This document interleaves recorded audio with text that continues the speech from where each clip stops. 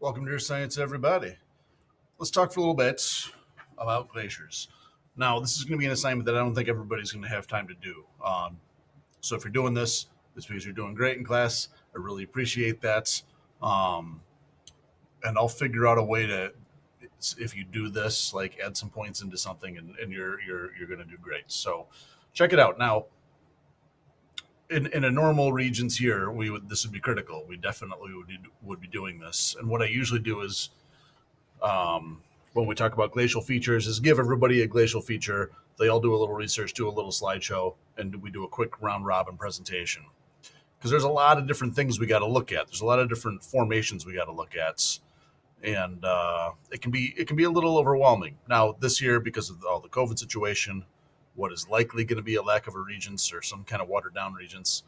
Um, let's just shoot through it, talk about a couple of ideas, see what's kind of neat about it, and then move on with our lives. Yeah. So, to take the long view on what happened here, because of some slight changes that you'll read about when you do the reading part of this in uh, Earth's orbital shape, our eccentricity, whether it's very round or very elliptical, that kind of shifts. The tilt of our axis is at 23 and a half right now, but it kind of wobbles like a top when you spin a top and it wobbles. If a lot of those things all match up in just the right way, it can have an effect on our climate. And this dude named Milenkovic figured it out. They're called Milenkovic cycles. And moral of the story is that for a time, very recent geologically, like ending about 10,000 years ago, we had intermittent ice ages the ice would expand and contract and expand and contract and expand and contract. And it washed over New York, and it really banged up our landscape, and it really made New York look the way it did today.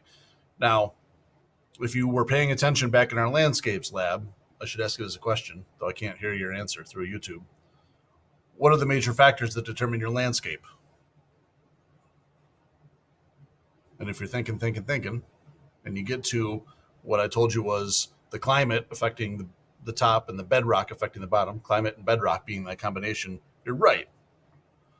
However, I guess you could call it our climate. Our climate is immediately post-glacial. 10,000 years ago is not a long time in geology terms. It feels like a long time, in your lifetime, but our lifetimes are very short compared to the age of the Earth. Ending 10,000 years ago wasn't really all that long ago. And again, it had this giant effect on New York. It pretty much covered the whole state. There's a patch down here somewhere where I think it didn't hit. It made it into some of Pennsylvania because it kind of bent back like this. Long Island, as we'll learn when we start studying the individual features, Long Island is the terminus, the end. The glacier came plowing down, and Long Island basically, in a simple sense, is like if you took a bulldozer and scraped it down, down, down, down, down, down, down. That's the pile of debris that's left over. But we're getting ahead of ourselves. Maybe I'll mention quick that there's basically two types of glaciers that we're going to deal with. Continental are the big ones, and then there's valley glaciers or alpine glaciers that can form in the mountains and come down mountains. Whiteface Mountain is a very easy to spot version of a couple of these features. I don't think I'll get into these ones. They're not really on the regions. But if you can see these like bowl-shaped depressions on Whiteface Mountain, I don't know if anybody's been there or skied there or whatever. Those were scraped out by valley glaciers. So valley glaciers come down mountains. They move a lot faster. Obviously, they just get dragged down by gravity. It's a little easier to picture. And it scraped out these big bowl-shaped depressions and left these like ridges here too. And there's fancy names for all of those, but again, since we're doing that's kind of neat version of glaciology this year, let's not beat ourselves too silly with it. Now, continental glaciers, the larger ones, the ones that would have affected pretty much the whole state, spread more like a if you've ever poured pancake batter, you pour it in the middle and it kind of like out, you know what I mean? That's the scientific term. It kind of spreads, right? So this big 800-foot hole in the ground, 800-foot deep hole in the ground we call Lake Ontario, is theorized to be the spreading center for it, and it spread out throughout this region. It covered most of the state. And as it advanced, it eroded, and at times would also be depositing. So there's like this balance of erosion and deposition we got to look at that will be important. And the difference between sorted and unsorted deposits is going to be important. I think we've already mentioned that if you go to a beach, everything's very sorted and organized. Here's the State Park beach over between North and South Sandy Ponds, right? All you see there is sand. Smaller stuff isn't there, larger stuff isn't there. It's just sand-sized particles. That's a very sorted deposit.